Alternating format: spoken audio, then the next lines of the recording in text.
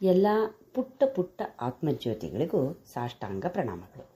ಇವತ್ತಿನ ಕಥಾ ಸಮಯಕ್ಕೆ ತಮಗೆಲ್ಲ ಸ್ವಾಗತ ಸುಸ್ವಾಗತ. ಮೊದಲು ನಾವು ನಮ್ಮ ಗುರುಗಳಿಗೆ ವಂದನೆಯನ್ನು ಅರ್ಪಿಸೋಣ. ಗುರುಬ್ರಹ್ಮ ಗುರುರ್ವಿಷ್ಣು ಗುರುದೇವೋ ಮಹೇಶ್ವರ ಗುರು ಸಾಕ್ಷಾತ್ ಪರಬ್ರಹ್ಮ ತಸ್ಮೈ ಶ್ರೀ ಗುರವೇ ನಮಃ. ಮಕ್ಕಳೇ, ನಿಮಗೆಲ್ಲ ಕಥೆ ಕೇಳೋಕ್ಕೆ ತುಂಬ ಇಷ್ಟ ಅಲ್ವಾ? ಇವತ್ತು ನಾನು ಏನು ಕಥೆ ಹೇಳ್ತೀನಿ ಗೊತ್ತಾ? ನಾವು ಒಬ್ರಿಗೆ ಸಹಾಯ ಮಾಡಿದ್ರೆ ನಮಗೆ ಆ ಸಹಾಯ ವಾಪಸ್ ಏನು ಕೊಡುತ್ತೆ ಅಂತ ನೋಡೋಣ. ಒಂದೂರಲ್ಲಿ ರಾಮಯ್ಯ ಅಂತ ಒಬ್ಬ ಮನುಷ್ಯ ಇರ್ತಾನೆ. ಅವನಿಗೆ 2 ಪುಟ್ಟ ಹೆಣ್ಣು ಮಕ್ಕಳು ಇರ್ತಾರೆ. ತುಂಬ ಮುದ್ದಾಗಿರ್ತಾರೆ ಅವರಿಬ್ಬರು. 2 ಅವಳಿ ಜವಳಿಗಳು. ಆದರೆ ಅವರಿಬ್ಬರು ಹುಟ್ಟಿದ ತಕ್ಷಣ ಪಾಪ ಅವರಮ್ಮ ಸತ್ತೇ ಹೋಗ್ಬಿಡ್ತಾಳೆ. ಅದಕ್ಕೆ ರಾಮಯ್ಯನೇ ಅವರಿಬ್ಬರನ್ನು ಮುದ್ದಾಗಿ ಪ್ರೀತಿಯಿಂದ ಸಾಕಿರ್ತಾನೆ. ಆದರೆ ಆ ಮಕ್ಕಳಿಗೆ ಒಂದು 8 ವರ್ಷ ವಯಸ್ಸಾದಾಗ ಅವರಿಬ್ಬರಿಗೂ ಒಂದು ಜ್ವರ ಬರುತ್ತೆ. ಆ ಜ್ವರ ಬಂದ ಮೇಲೆ ಜ್ವರ ಏನೋ ವಾಸಿ ಆಗುತ್ತೆ, ಆದರೆ ಆ ಮಕ್ಕಳಿಗೆ ಎದ್ದು ನಡೆಯೋಕ್ಕೆ ಆಗಲ್ಲ. ಅವ್ರ ಕಾಲುಗಳು ಶಕ್ತಿ ಕಳ್ಕೊಂಡ್ಬಿಟ್ಟಿರುತ್ತೆ. ರಾಮಯ್ಯಂಗೆ ತುಂಬ ಬೇಜಾರಾಗುತ್ತೆ. ಅಯ್ಯೋ, ಮೊದಲೇ ತಾಯಿ ಇಲ್ಲದೆ ಇರೋ ಮಕ್ಕಳು, ಎಲ್ಲ ಮಕ್ಕಳ ಜೊತೆಲಿ ಹೊಂದ್ಕೊಂಡು ಖುಷಿಯಾಗಿ ಆಟ ಆಡಿಕೊಂಡು ಇನ್ನೇನು ಶಾಲೆಗೆ ಹೋಗಬೇಕು ಅನ್ನೋ ವಯಸ್ಸಲ್ಲಿ ಈ ತರಹ ಆಗೋಯ್ತಲ್ಲ, ಏನು ಮಾಡೋದು?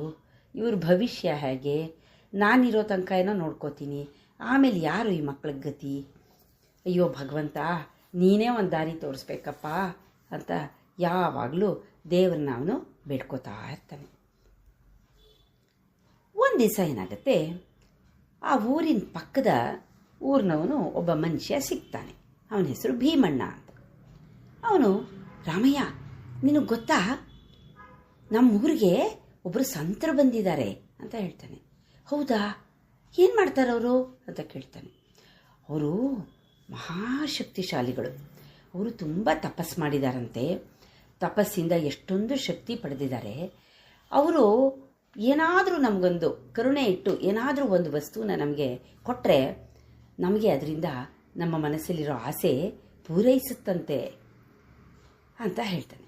ಹೌದಾ, ಹಾಗಾದರೆ ನಾನು ಅವ್ರನ್ನ ಹೋಗಿ ಭೇಟಿ ಮಾಡ್ತೀನಿ, ನನ್ನ ಮಕ್ಕಳ ಕಾಲುಗಳನ್ನ ವಾಪಸ್ ಕೊಡು ಅಂತ ಕೇಳ್ಕೊತೀನಿ ಅವ್ರ ಹತ್ರ ಅಂತ ಇವನು ಆ ಭೀಮಣ್ಣಂಗೆ ತುಂಬ ಥ್ಯಾಂಕ್ಸ್ ಹೇಳ್ತಾನೆ.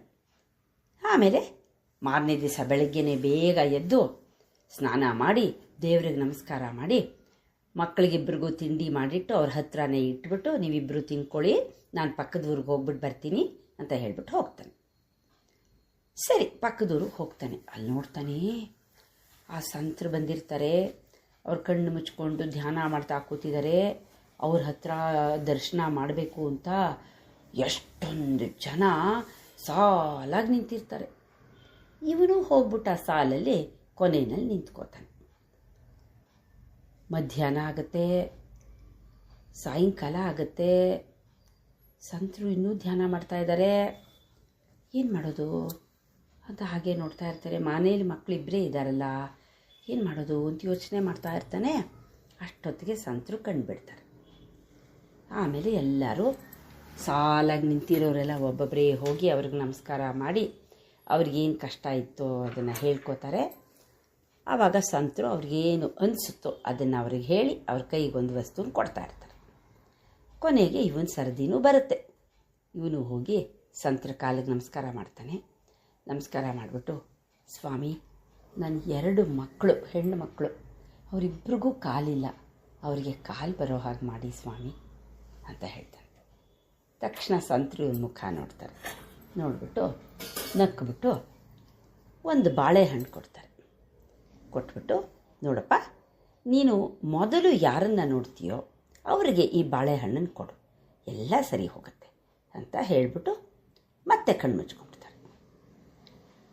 ಇವನು ಸಂತೋಷದಿಂದ ಬಾಳೆಹಣ್ಣು ತಗೊಂಡು ಮನೆ ಕಡೆ ಹೆಜ್ಜೆ ಹಾಕ್ತಾನೆ. ಆಗಲೇ ಕತ್ಲಾಗೋಗಿದೆ. ಬೇಗ ಬೇಗ ಬೇಗ ಬೇಗ ಬರ್ತಾ ಇರ್ತಾನೆ. ದಾರಿಯಲ್ಲಿ ಒಬ್ಬ ಮನುಷ್ಯ ಒಂದು ಗಾಡೀಲಿ ಅವನ ಹೆಂಡತಿನ ಕೂರಿಸ್ಕೊಂಡು ತಳ್ಳಿಕೊಂಡು ಬರ್ತಾ ಇರ್ತಾನೆ. ಅವಳಿಗೆ ಎರಡೂ ಕಾಲು ಇರಲ್ಲ. ಏನಾಯಿತು ಅಂತ ಕೇಳ್ತಾನೆ. ಆಗ ಮನುಷ್ಯ ಹೇಳ್ತಾನೆ, ನೋಡು, ಇವಳಿಗೆ 2 ಕಾಲು ಇಲ್ಲ, ನಾವು ಪಕ್ಕದ ಊರಿಗೆ ಹೋಗ್ಬಿಟ್ಟು ಸಂತ್ರನ ನೋಡಬೇಕು ಅಂತ ಹೋಗ್ತಾ ಇದ್ದೀವಿ. ಆದರೆ ಆಗಲೇ ಕತ್ಲಾಗ್ಬಿಟ್ಟಿದೆ, ಪಕ್ಕದೂರು ಇನ್ನೂ ತುಂಬ ದೂರ ಇದೆ. ಎಷ್ಟು ದೂರ ಇದೆಯೋ ಏನೋ ನನಗಿನ್ನೂ ಗೊತ್ತಿಲ್ಲ, ಸಾಂತ್ರ ಸಿಗ್ತಾರೋ ಇಲ್ವೋ ಗೊತ್ತಿಲ್ಲ, ಏನು ಮಾಡೋದು ಅಂತ ಅವನು ಬೇಜಾರು ಮಾಡ್ಕೋತಾನೆ. ಇದ್ದಕ್ಕಿದ್ದಂಗೆ ರಾಮಯ್ಯಂಗೆ ಅವಳನ್ನು ನೋಡಿ ತುಂಬ ಪಾಪ ಅನಿಸ್ಬಿಡುತ್ತೆ. ಅವನೇನು ಮಾಡಿಬಿಡ್ತಾನೆ, ತನ್ನ ಕೈಯಲ್ಲಿ ಇದ್ದಿದ್ದ ಬಾಳೆಹಣ್ಣನ್ನ ಅವಳ ಕೈಗೆ ಕೊಟ್ಬಿಡ್ತಾನೆ. ತಿನ್ನಮ್ಮ ಇದನ್ನು ಅಂತ. ಅವಳು ತಿಂತಾಳೆ. ತಿಂದ ತಕ್ಷಣ ಎದ್ದು ನಿಂತ್ಕೊಂಡು ಅವನಿಗೆ ಕೈ ಮುಗೀತಾಳೆ. ಅವನಿಗೆ ಆಶ್ಚರ್ಯ ಆಗ್ಬಿಡುತ್ತೆ. ಆಹಾ, ಸಂತರು ಎಷ್ಟು ಮಹಿಮಾನ್ವಿತರು, ಎಷ್ಟು ಶಕ್ತಿ ಅವರಿಗೆ, ಹೋಗಲಿ ಅವಳಿಗೆ ಕಾಲು ಬಂತು ಅಂತ ಸಂತೋಷ ಆಗುತ್ತೆ. ಆದರೆ ಯಾಕೆ ನಾನು ಹೀಗೆ ಮಾಡಿದೆ ಅಂತ ಅನಿಸುತ್ತೆ. ಅವನಿಗನ್ಸುತ್ತೆ ಇದು ಒಳ್ಳೆಯದೇ ಆಯಿತು. ಅವ್ರೇನು ಹೇಳಿದರು, ನಾನು ಮೊದಲು ಯಾರನ್ನು ನೋಡ್ತಿರೋ ಅವ್ರಿಗೆ ಕೊಡು ಅಂತ ಹೇಳಿದರು. ನಾನು ನೋಡಿದ್ದೆ ಇವಳನ್ನ. ಒಂದು ವೇಳೆ ನನ್ನ ಮಕ್ಕಳಲ್ಲಿ ನಾನು ತೊಗೊಂಡು ಹೋಗಿ ಕೊಟ್ಟಿದ್ರು ಒಬ್ರಿಗೆ ಕೊಡ್ಬೋದು ಬಾಳೆಹಣ್ಣು. ನನಗೆ 2 ಮಕ್ಕಳಿದ್ದಾರೆ, ಒಬ್ರಿಗೆ ಮಾತ್ರ ಕೊಟ್ಟರೆ, ಒಬ್ರಿಗೆ ಮಾತ್ರ ಕಾಲು ಬಂದರೆ, ಇನ್ನೊಬ್ರಿಗೆ ಬರದೇ ಹೋದರೆ ನನಗೆ ಬೇಜಾರಾಗತ್ತಲ್ವ. ಹೋಗಲಿ ಬಿಡು, ಆ ಮಕ್ಕಳು ನಾನು ನೋಡ್ಕೋತೀನಿ. ಹಾಗೇನೆ ದೇವರು ಅವ್ರಿಗೇನೋ ಒಂದು ಒಳ್ಳೆಯ ಭವಿಷ್ಯನೇ ಇಟ್ಟಿರ್ತಾನೆ. ಏನೋ ಪಾಪ ಅವಳಿಗೆ ಕಾಲು ಬಂತಲ್ಲ ಅಷ್ಟೇ ಸಾಕು ಅಂತ ಮನಸ್ಸಿಗೆ ಸಮಾಧಾನ ಮಾಡಿಕೊಂಡು ಬಂದುಬಿಡ್ತಾನೆ ಮನೆಗೆ. ಅವನ ಮನೆ ಹತ್ರ ಬರ್ತಾ ಇರೋದು, ಅವ್ರ ಮನೆ ಹತ್ರ ಒಂದು ಪುಟ್ಟ ನಾಯಿ ಮರಿ ಇರುತ್ತೆ. ಆ ನಾಯಿ ಮರಿ ಅವನು ಬಂದ ತಕ್ಷಣ ಬೊಗಳೋಕೆ ಶುರು ಮಾಡುತ್ತೆ. ಆ 2 ಮಕ್ಳಿಗೂ ಅಪ್ಪ ಬರ್ತಾ ಇದ್ದಾನೆ ಅಂತ ಗೊತ್ತಾಗುತ್ತೆ. ಇನ್ನೊಂದು ನಿಮಿಷದಲ್ಲಿ ಅಪ್ಪ ಅಂತ ಕೂತ್ಕೊಂಡು ಮಕ್ಕಳೆರಡು ಬಾಗಿಲ ಹತ್ರ ಓಡಿ ಬಂದುಬಿಡುತ್ತವೆ.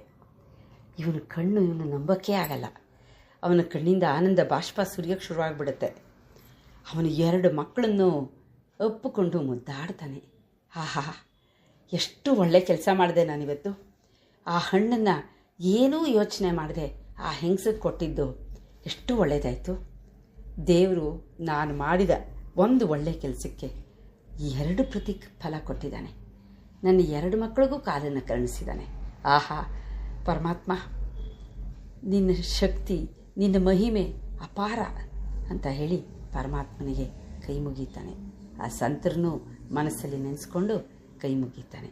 ಅವತ್ತಿಂದ ಅವನ ಮಕ್ಕಳ ಜೊತೆಯಲ್ಲಿ ಸಂತೋಷದಿಂದ ಸಮಾಧಾನದಿಂದ ಆದಷ್ಟು ಎಲ್ರಿಗೂ ಉಪಕಾರ ಮಾಡಿಕೊಂಡು ಜೀವನನ ಮುಂದಕ್ಕೆ ಸಾಗಿಸ್ತಾನೆ. ನಾವು ಒಂದು ಸಹಾಯ ಮಾಡಿದ್ರೆ ನಮಗೆ ದೇವರು ಸಹಸ್ರಾರು ಸಹಾಯಗಳನ್ನು, ನಾವು ಒಂದು ಕೈಯಲ್ಲಿ ಏನೋ ಒಂದು ಕೊಟ್ಟರೆ ನಮಗೆ 1000 ಕೈಗಳಿಂದ ಸಹಾಯ ಬರುತ್ತೆ. ಆದರೆ ಅದು ಯಾವ ರೀತಿ ಅಂತ ನಮಗೆ ಗೊತ್ತಾಗಲ್ಲ. ನಾವು ಎಷ್ಟೋ ಕಷ್ಟದ ಸಂದರ್ಭದಲ್ಲಿ ಯಾರೋ ನಮಗೆ ಸಹಾಯ ಮಾಡಿರ್ತಾರೆ. ಅದು ಯಾವತ್ತೋ ನಾವು ಒಂದು ಒಳ್ಳೆ ಕೆಲಸ ಮಾಡಿದ್ರ ಪ್ರತಿಫಲ ಇರಬಹುದು. ನಮ್ಮ ಕೈಲಾದಷ್ಟು ಸಹಾಯನ ಇನ್ನೊಬ್ಬರಿಗೆ ಒಳ್ಳೆ ಮನಸ್ಸಿಂದ ಮಾಡಿದ್ರೆ ಅದಕ್ಕೆ ನಿಜವಾಗ್ಲೂ ಒಳ್ಳೆಯ ಪ್ರತಿಫಲ ಇದ್ದೇ ಇರುತ್ತೆ. ಮಕ್ಕಳೇ, ಇಲ್ಲಿ ನನಗೆ ಒಂದು ಸರ್ವಜ್ಞನ ವಚನ ನೆನಪಾಗ್ತಾ ಇದೆ.